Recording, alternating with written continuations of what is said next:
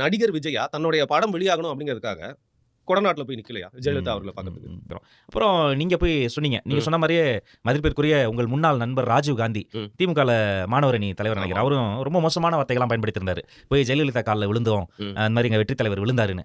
நான் சேலஞ்ச் பண்றேன், இவர் காலில் விழுந்தாருன்னு ஒரு போட்டோ காட்ட சொல்லுங்க ராஜீவ் காந்தியை. இப்ப நீங்க ராஜீவ் காந்தியா இருந்தா என்ன சொல்லுவீங்க? பதிலுக்கு சேலஞ்ச் பண்ணுவீங்களா? ஸ்டாலின் காலில் விழுந்த போட்டோ காட்டுங்கன்னு நான் கொண்டாந்துருக்கேன். ராஜீவ் காந்தி வந்து ஸ்டாலின் காலில் விழுந்தா? ராஜீவ் காந்தி தனியா விழுவாப்ல, தெளிவான ஆளு. அவர் சேகர் பாபு மாதிரி எல்லாரும் மாதிரி ஸ்டாலின் ஒய்ஃப் காலில் விழுவாரு. நான் சொல்ற ஸ்டாலின் விழுந்தாருங்க. யார் காலில்? புட்டபர்த்தி சாய்பாபா காலில் போய் காலில் விழுந்து சேவிச்சாரு. என்ன செயல் தலைவர், என்ன பகுத்தறிவு? வயசுல பெரியவங்களோட காலில் விழுறதுல என்னங்க தப்பு? இந்தி கூட்டணியில ஊழல் வழக்குல குற்றச்சாட்டு நிரூபிக்கப்பட்டு கன்விக்டட் குற்றவாளி லல்லு பிரசாத் யாதவ் காலில் விழுந்து சேவிக்கிறாரு. இது எப்படி வயசுல வரும்? நான் பேசவா? அவரு நான் பேச இலகணேசன் நம்ம வீட்டு மக்கள் யார் விழுந்தாங்க நான் சொல்லவா? நல்ல ஃபேமிலி ஃப்ரெண்ட்ஸா இருக்காங்க. அதை விட்டுருங்க, நான் பேச.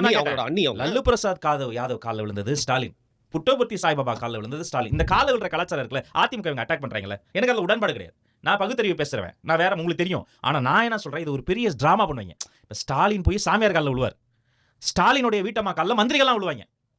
ஸ்டாலினுடைய வீட்டம்மா வந்து அவங்களை விட்டுருவோம், அது அவங்களுடைய தனிநபர் வாழ்க்கை. அவங்க போய் அதாவது ஒரு கோயில் செய்வாங்க, அதை நான் இழுக்கவே இல்லை. ஆனா எதற்காக உதயநிதி காலில் விழுறீங்க? நான் காட்டவா? எத்தனை